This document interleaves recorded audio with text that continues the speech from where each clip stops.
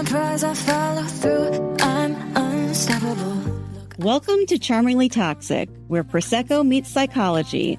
And we're not diagnosing, but we are side-eyeing the charm, control, and emotional chaos.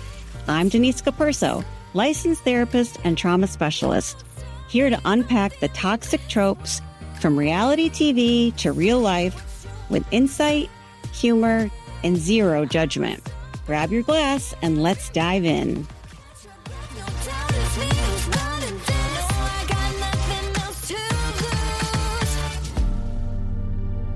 Hey, Joanne, welcome back.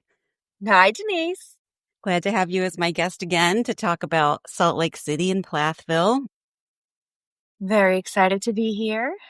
Yes, this week has completely kicked my ass. It's only Wednesday. I am tired and ready for my vacation to start tomorrow, but let's get rolling on this today. Okay, so I watched I watched Salt Lake City last night and I watched Plathville this morning. Okay. You want to start with Salt Lake City? Sure. Okay. Did you have a big takeaway overall? What jumped out at me, especially knowing, we're going to be chatting about it, was Bronwyn and the exchange with her mom and talking about her dad and memory care. And it was kind of heartbreaking to me. Yeah, I wrote all that down. I mean, well, you and I can you definitely can relate, and I can relate to aging parents and memory care and really having to take responsibility for your parents, and her really leaning on Todd to provide for them financially. Her mom calling her out on that too. Yes. But we see with her talking to her husband that she feels like she has to continually thank him or express her, what's the word I'm looking for? Like her gratitude, like over and over. Clearly he is disgruntled about it. Yeah. He seems disgruntled in general. In general.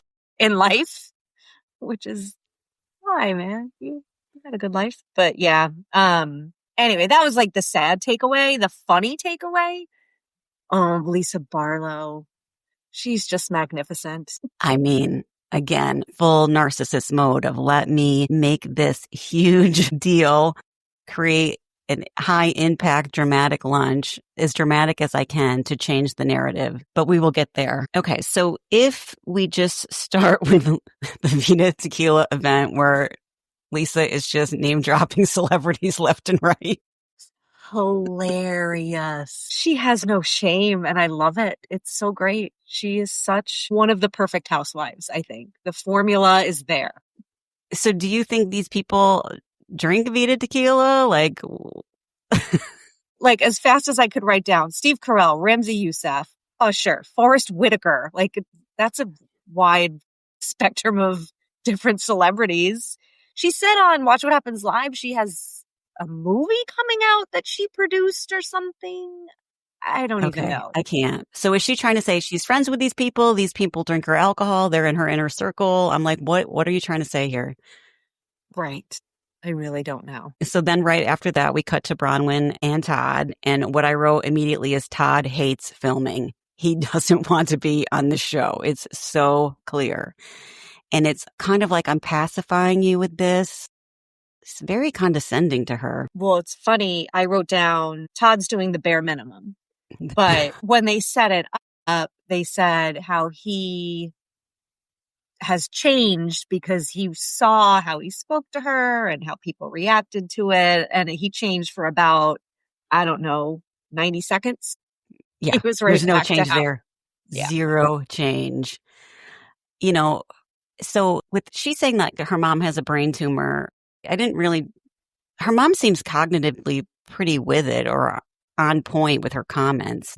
A little bit disparagingly saying, Bronwyn, you didn't get your shit together until you got together with this guy and he pays for your life and you have made some good choices within the context of that life. But then also saying in the same breath, like, hey, you're going to go down this road with your husband pretty soon, like memory care. That was savage. That was not cool. My God. And Bronwyn was kind of like, wait, what? And then it dawned on her, like, yeah, that's not too far away, actually. Yeah. I mean, I, for a second thought, maybe Todd is misunderstood. He does not want to film. That's clear. And he's definitely supporting her and now supporting her family. But I don't know. Maybe this show's not healthy for them. I mean, I think she's super cute and bubbly, but it seems like something's going to come out this season that does not paint her in such a good light. Definitely. And I think that she finds busyness in having all these people in her house, right? So if I've taken care of mom, taken care of dad, taken care of my daughter, taken care of her boyfriend, and I'm just jumping from one thing to the other, I don't really need to look at like what's really happening in my marriage in front of my face because I'm too busy. Right. Yeah. Besides being a gout smoker. One of the best insults, I think, Yes, in Housewives lore. I mean, you were on last week, but really that is an epic line that will go down in history. Absolutely. How long do you think it took her to create that? I don't know. I mean, that was so planned. And it was a quick delivery. It was pretty smart. And it landed. It She landed. did a good job. Okay, so then we cut to Angie and her dad.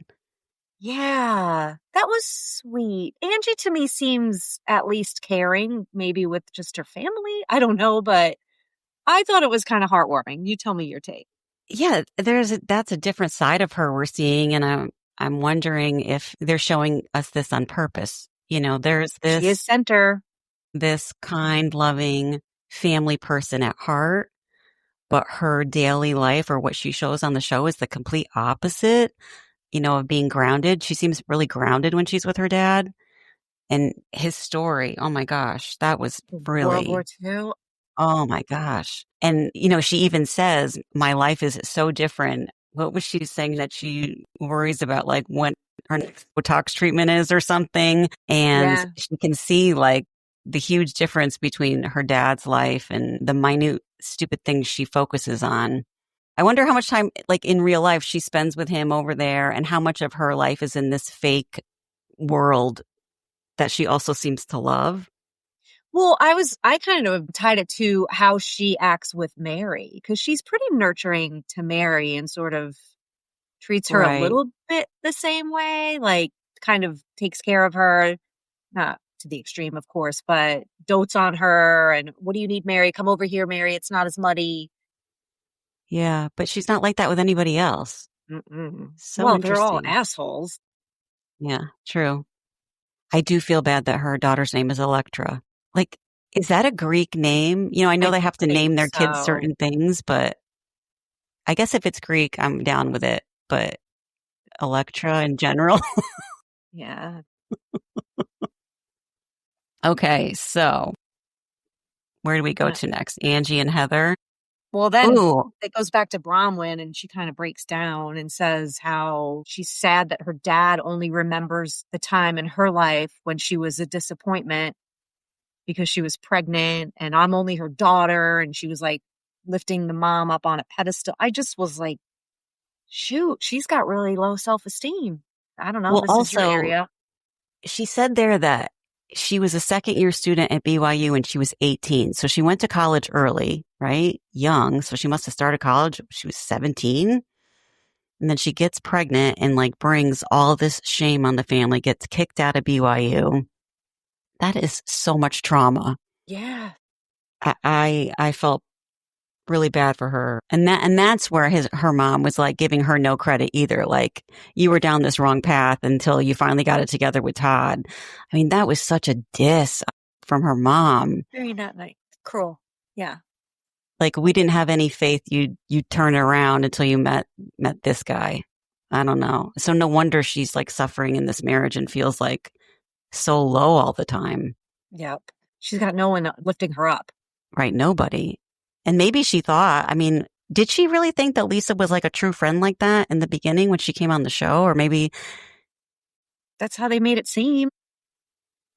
I wonder if there was truth to that or if it was just, let's pretend they're friends before and Lisa, you bring her on and introduce her. Yeah. I don't know. Overall, I feel bad for her. And like you said, I think it's going to be a tough season for her. Completely So, agree. And yeah, she doesn't have a ton of support from anyone, no, really. I don't know who she even close with in the cast. I think Mary, maybe, but that's not a nurturing friend that no. is I going to think help like her. it seems like the closest person she has is her daughter. So maybe And the her daughter's boyfriend more like moved her best in. friend. And yeah, I guess, because she's like, don't leave me. Stay here. Your boyfriend can live with us. Yeah. I wonder if they have that relationship where they're, since she had her young, they feel more like sisters than mother daughter. Yeah, maybe. But yeah, definitely don't leave me. Don't leave me alone in this. Right. I need support. You're my lifeline. Yeah. Hmm. Sad. Anyway, this is supposed to be fun. Yes. So Angie and Heather. Okay, I love this scene where Heather's like creating a room for herself and she's like, what were those colors she picked? God, Is it really going to be like ice pink, butter yellow, and what was the I other don't one? know. I watched it with Brad. He goes, do you really think they did that tape? I was like, no, I do not really think they taped the wall. Do you think they're really No, going to paint the whole room? No, I do not no, think they're not going going to to paint paint the the whole whole room. room.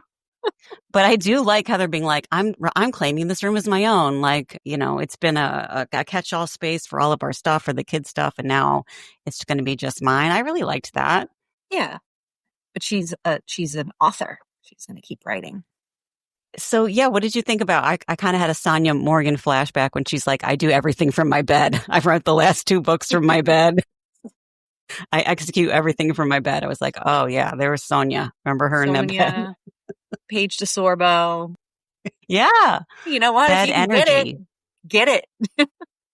It really is. Do you get a lot of work done from your bed? I do. I get zero work done from my bed. It's too uncomfortable to sit and What? type. I mean, on a laptop, like to sit on a laptop and Oh, type. On my phone, sure, lots of scrolling, nothing productive. yeah. So I did like that scene. And then, okay, so the next note I have was Electra calling out her mom saying, like, you're taking this Greek thing really far. Like I think she was almost saying, like, are you trying to have this be part of your narrative or create this identity around being Greek? And so I wonder if this is something new since she's been on the show, that she's leaning into this Greek side, or if it's always been there, because her husband is not Greek, right? Her last name is Greek. Maybe she didn't take his name. I don't know, actually. I was wondering the same thing. Yeah. I wonder if this is something new where Electra's like, what the hell's going on here, mom? Yeah. And I would say she's more than leaning into it. It is for identity times 10. Yeah. So that will be interesting to see. But I wish we had, if someone knows, let me know if she was always like this before the show or if this is a new, Well, she made the giant glasses a thing. Now they all wear them. right. But I think there's always like she wants to stand out from them, or what separates me from this group, what makes me different, what Well, makes me more likable. the producers like it. She's in the center now, right? She was, oh my Yeah, God. she All she clawed her had to way to do the was, center, that's for sure. she did. She just had to tell Mary she had lipstick on her teeth. And then Mary was like, oh, I like Angie. Hmm. We'll And you see know how that's got long to that drive lasts. Lisa insane. Lisa wants to be the center so bad. Okay, so next I have, they're talking about Lisa's grandiosity and how she one-ups everybody. We have the same Oh, nail this was person, the same lash person, the same brow person. We have the same person. Okay, not hair, but everything else. She wants to be me. yeah, that was crazy. And so then Lisa invites just this small group of people skeet shooting, and then we see Amy again. What do you think about Amy? Is Amy going to Oh, be? yeah. I mean, couldn't be positioning any harder. So I said last week, like, okay, are they bringing her on to be an ally to Lisa since Lisa might be out there all alone, as we see later at the lunch? Right. I'm wondering if that's why they're bringing her in. And Lisa can say, okay, this Amy is more like me. Like, we're a higher level than the rest of you. You know, we have more Right. money, more connections. Can Yeah, you see saying that? that her lifestyle is way different. I'm not like you. My life's not like you. Heather's like, no, it is. Yeah. It's Saying, so, no, no, no. but I think we've seen this in other Housewives seasons where Lisa's trying to create the A team, right? This is my A team. And then you guys are like the B, C, D loser team over there, which is Angie, Whitney, Bronwyn, Brittany. I don't know how long ago it was, but Lisa, oh, it was when Monica was on. and she talked about applying and interviewing, and Lisa said, no, I pitched this show. Oh, So she was yeah. kind of implying, like, how dare you suggest that I had to interview to become a Salt Lake City housewife? Yeah, she kind of tries to be like the LVP. Right. Does she have Yes. producer credits on this? That's a great question. I don't know. So we see her invite all these people to lunch, right? And the women's faces, right? When they all sit down and they're looking at these posters, and it is so clear that they all think she's full of shit. Like, Mhm. there's not one of them that thinks she's telling the truth in Maybe any Brit. way, Maybe shape, or Brittany. form. No. Dismissed. Oh my God. And she's overacting and so into it. And all the women are just staring at her like, what does this prove? What is this big show about? You're not telling us the truth. This is not proving a point in any way. I thought in that moment, she must have been spinning inside. Mary said, I'm confused. They're all trying to read it like word for word. And they're like, It's blurry. And then there's pictures of her and Todd at a basketball game and like some other event. See, because I'm fabulous, because I have a fabulous lifestyle. all I could think of was when she's like, that's me and Todd at the Jazz. And I was like, then just went back to like sucking dick for jazz tickets. I mean, full circle. Keeps coming around. One of them said, like, this looks like a bad science fair or something, like the poster. Oh my God. And then the poor server came over. Y'all ready to order?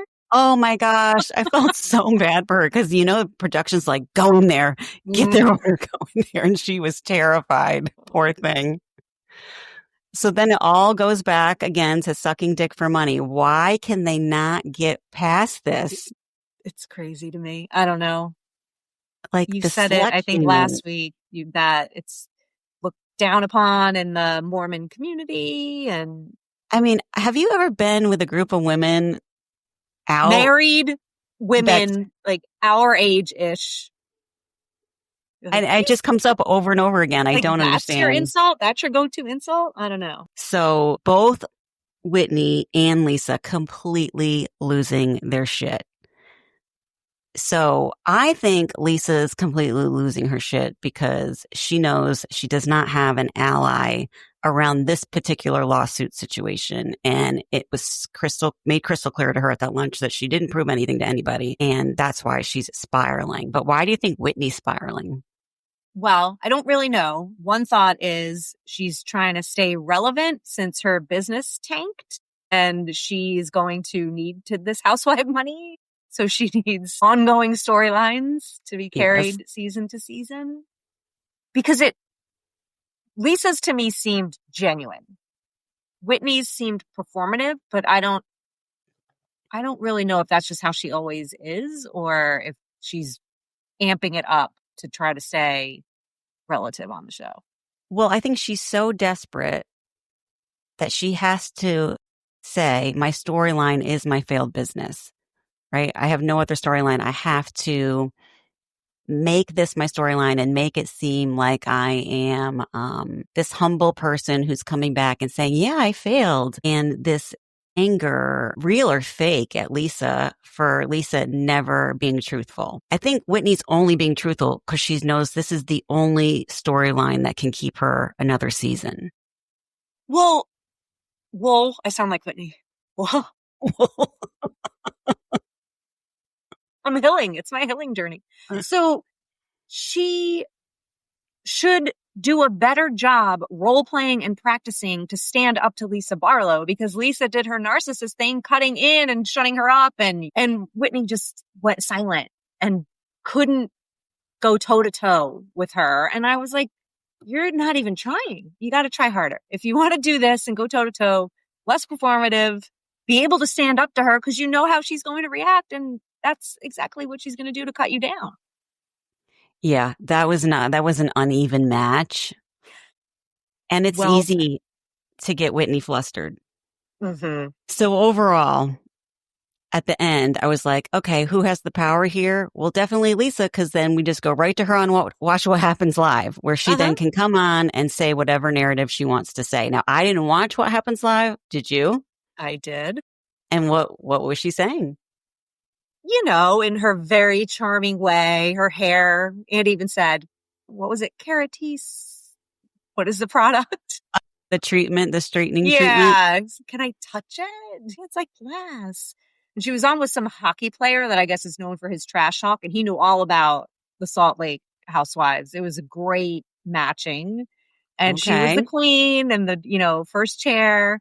They did polls too, and she didn't win them, but she was like, oh, the audience picked me. And, just She did delusional. win?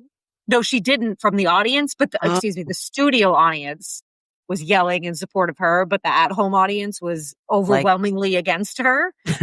She was like, yay, pick me. And Andy's like, well, the at-home audience didn't agree. Do you think Andy likes her? Can you tell if he does or not?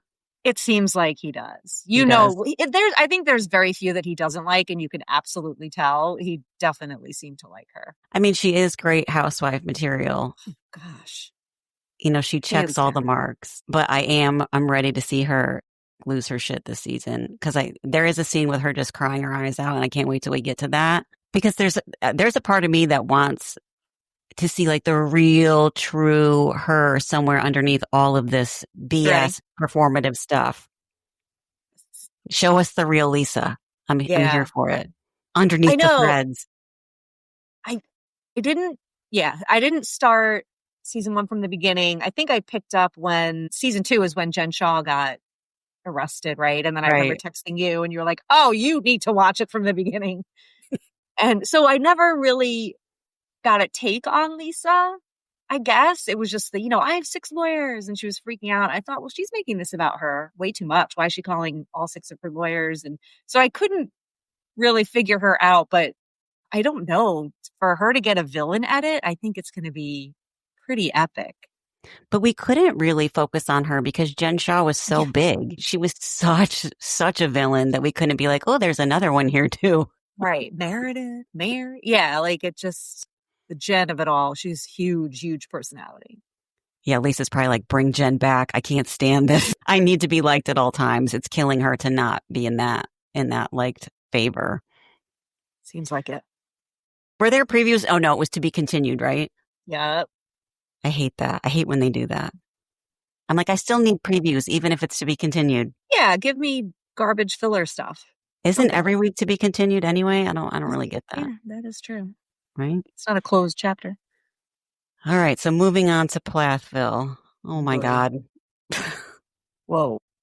So we didn't talk about it last week on the podcast. You weren't here, but that epic fight, Micah's face had to get stitches. I mean, how angry must have his brother been? And I didn't see the scene where they showed like before they did the stitches. Did you see it? I couldn't even look at it. Yeah, I don't know that it looked much worse than it did with the stitches, to be honest, or I might probably looked away because that stuff skeeves me out. But they made it sound like they were wrestling and kind of play fighting. And Isaac said, I guess an elbow is a lot stronger than a fist, because he punched Isaac in the face, but Isaac elbowed Micah, and that's what busted his nose open. So it started at play fighting, but it got to be real fighting. Yes. I think it started as real fighting. I mean, I think that's what I believe. Well, whatever happened, they were over it by this episode. They were fine. Because they came to a common enemy. Uh-huh. Which is Veronica. I mean, okay, that scene where they sat her down in the living room of the cabin or wherever they were. Veronica is terrible. But that was a huge pile on. What did you think of that? I think, again, she is terrible. However, it was nice to see her hold her own. She's chewing her gum, locking in, saying, oh, I don't know, I'm jumping ahead, but about Olivia, she's a great person. I wish I want to be like her. She's a great person. They were like, that's it. That's all. We hate you. We hate Olivia. You suck. And it really did seem like the mom was on her side until she heard that she was talking crap that Veronica was talking crap about Kim. No, Kim's not on any of the girls' side. Never. I felt bad for her, and I also hated Veronica in that scene. I Like both agree. things. Because I'm Yeah. like, the comments you make are terrible. You do lie. You do exaggerate the truth. But also all of these people are telling you you're a horrible person. You are trying to destroy our family. Like your family destroys itself. Okay. You don't need an outsider to come in to blame. So I did feel both ways. And then just forcing the breakup. I mean, just driving it home like, well, you cannot be part of our family. You are, I thought that was super intense. And I think that should have been a conversation just with Micah and Veronica alone. Right. Not like the whole family is in agreement that he needs to break up with you. It's a family decision. Yeah. And I don't know. I haven't watched a bunch of seasons, but, and maybe because it's not on Bravo, but it seems like the producers get involved quite a bit. There's a lot of producer comments and stuff that they include into the scenes. I don't remember if they did that in early seasons or not. Did they? They are always asking about perspective. Because when the family left the room and it's just Veronica still sitting in the room and the producer said, how do you feel? And she said, I'm getting attacked. I don't know. And then Kim was right there saying, well, it's your fault that you're getting attacked. I'm thinking she wasn't even in a private area for the producers. Yeah. It just felt like open fire, and it wasn't. This conversation should have been with Micah and her. I don't know why he exposed her to all of that. I know he's not strong enough to break up with her on his own. Seems like it. And the family capitalized on that too. Like if we're not in there, he's never going to do it. Yeah. And Tegan, I felt, again, at least it's the edit and the producers coaxing whatever, but she seemed to give Veronica some grace around it because she felt bad, like, oh, she's being attacked, and felt sorry for her at least. Did you see, I saw somewhere, heard somewhere that Tegan and Ethan are no longer together? Really? No, Yeah. I did not see that. I wonder, I think they might have alluded to it in this episode towards the end, about like where she lives, or they don't live close enough. I don't know. Yes. He talked about it when the mom and them were smoking cigars outside.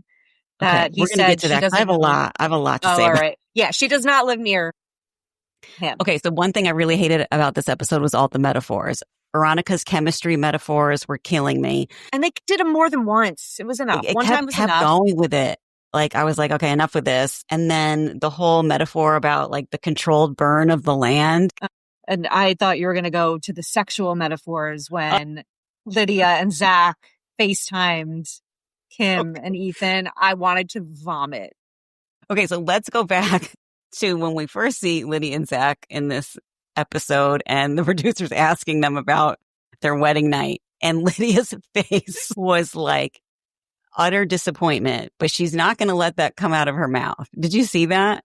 No, I didn't. You got to go back and look. Like, she was not like all smiles and like, it was amazing. She was just kind of like, yeah, it was, like she struggled for words.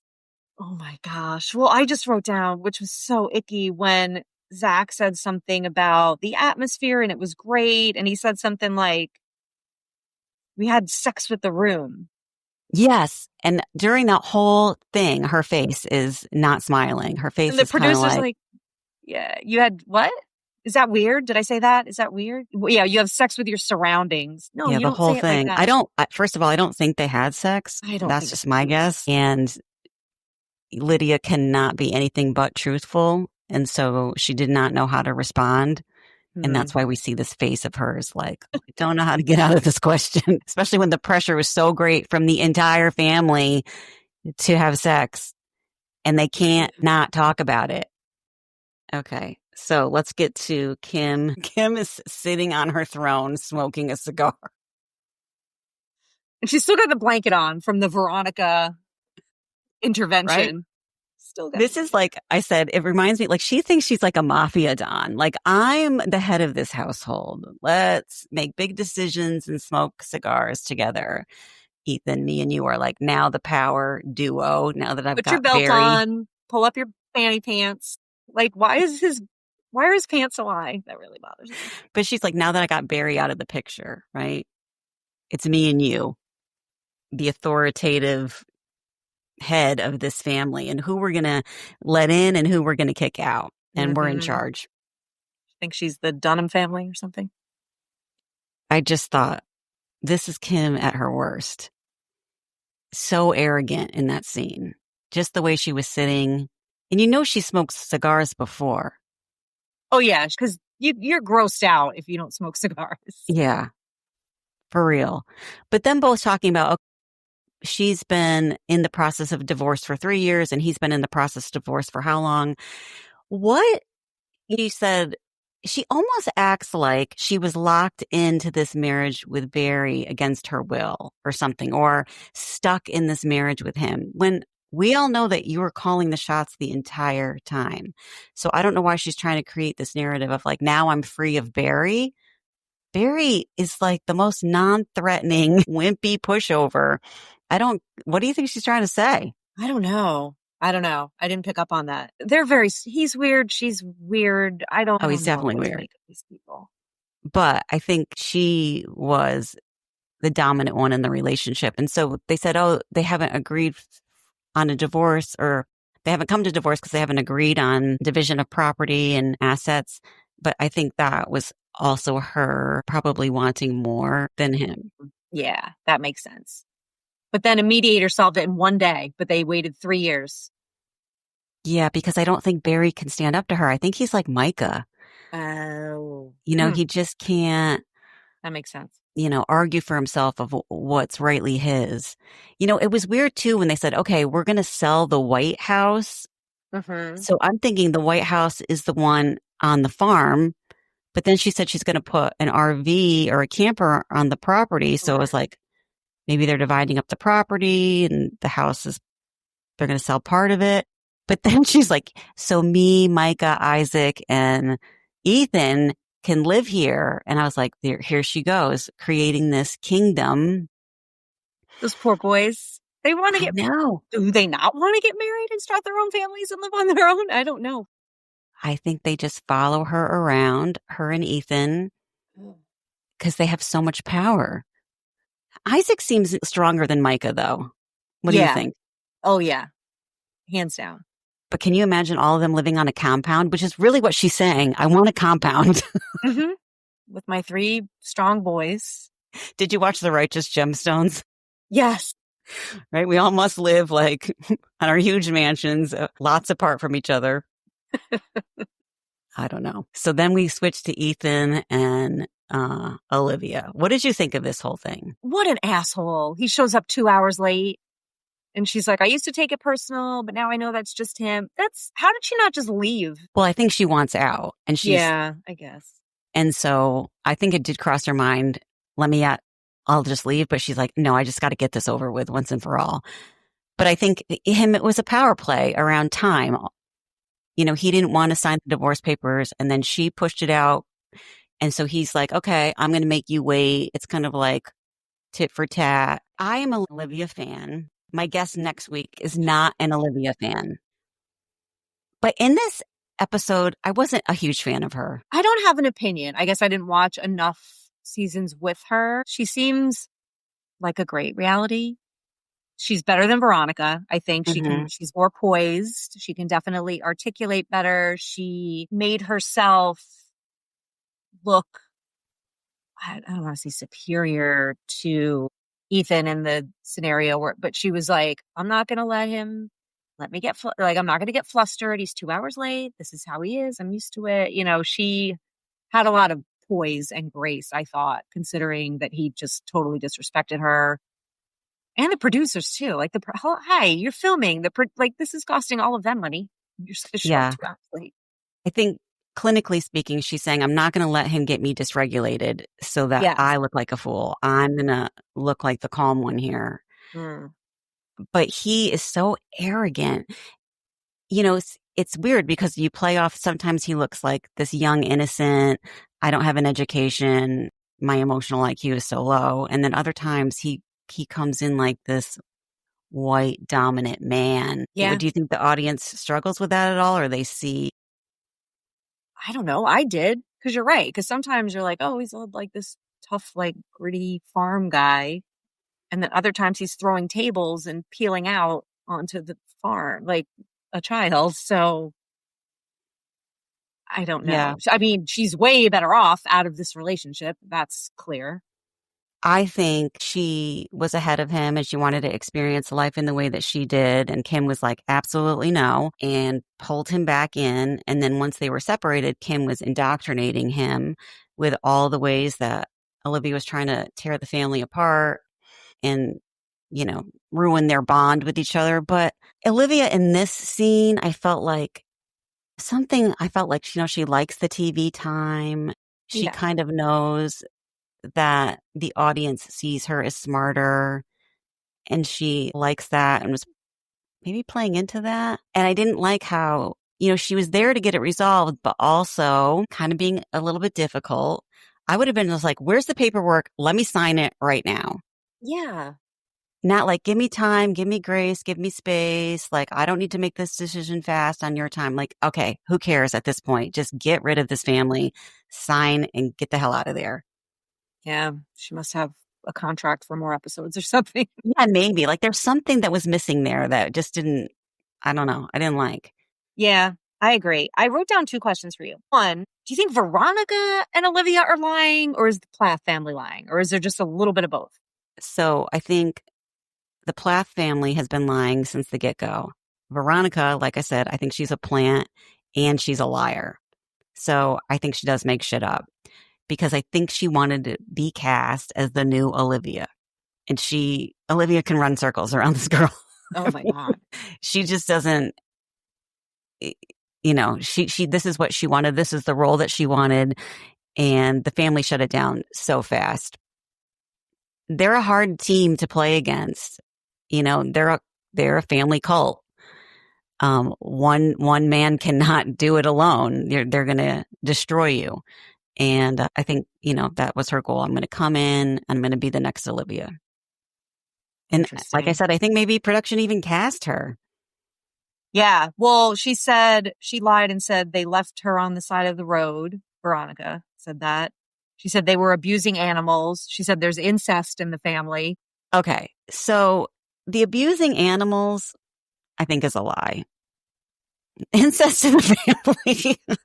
I'm unclear. Only because I don't know if there's research done or legitimate research or anecdotes or whatever you want to say of these big families that have a lot of children that aren't supervised very well and the older children are taking care of the younger children, that there can be some inappropriate sexual stuff going on. But who's to say? No one will ever know. Right. But I don't think Veronica knows either. No. Right? She's just throwing it out there. But, who knows? Who knows? And then the other question, going back to Barry and Kim in the wine store, they mentioned an incident that happened in the driveway with Olivia, and Right. Ethan went along with it. What was that? So, first of all, I was like, don't say incident in the driveway, because then I just think of them running over that little baby. Yeah. Oh gosh, I didn't even connect that. Yeah. But one of the earlier seasons, Ethan and Olivia came over and he was standing up to his parents and pretty much saying, like, if you don't respect my marriage, then I can't respect what you say. And I'm going to have to pull apart from you a little bit. And Barry and Kim lost their shit. And that's when they were like, well, if that's the case, then you can't see your sisters. And okay. Yeah, so it got pretty ugly. Anytime any of them try to stand up for themselves, Kim comes down real quick and says, no, family first. So that was the incident. Gotcha. In the driveway, which they should name something else. Yeah. What did you think about Kim and Barry talking about how Ethan is now back to himself, this happy Ethan, when all we see in the editing is a mad, angry Ethan? I'm like, are we seeing the same person? That's a great point. I don't know. I wouldn't be like, that guy's really happy. No. I mean, in the earlier seasons, he was like this carefree kind of doofus, like, I don't really know anything. Yeah. And now he seems like hardened. I wouldn't look at him and be like, that's a happy guy. No, not at all. What do you think about that whole comment where he's like, okay, just promise me one thing, Olivia, stop talking about my family Mm-hmm. on social media. What'd you think about that? I mean, I think it's a fair ask. And she was like, no, I'm not going to do that. It's part of my life and it's part of my experience. And he was like, okay, stop bashing them. She was like, well, this is my truth. I don't know. I thought everything else aside, I think he had a right to ask her, please stop bashing my family. I think if they were a quote unquote normal family that wasn't a family call on TV, I think that would be a normal ask. However, they are on TV. Her life was also filmed, and she said she was in that relationship for 10 years, and it was a high control environment. You know, if you escape a high control environment and you get out of a marriage that could have been completely suffocating where you lost yourself, I think you have every right to talk about that. I didn't realize it was 10 years. That's what she's referenced. I don't think they were married for 10 years. I think maybe they knew each other, dated, married, got separated. Like that was a 10-year period of her life. Interesting. All I know is neither show gave us previews. No, That I really know. That was ticks annoying. me off. I hate that because it doesn't make me excited for the next time. And then I wrote at the bottom, was this a season finale? That's what I thought too. But we had to start recording, so I didn't get to check next week to see if it was. I mean, this but better not be the season finale. No, but it they kind would of wrap it up was. with some chyrons about where things are today with people, don't you think? I mean, but they did in the middle of the episode say Micah and Veronica haven't talked, and they're done. And then the police had to escort him to get his stuff. Why did the producer set that up? Like, what were there threats? I didn't quite understand why. I kind of think Kim maybe set that up. She doesn't have any money. Wanting to paint Micah as the victim or create the narrative that Veronica's aggressive.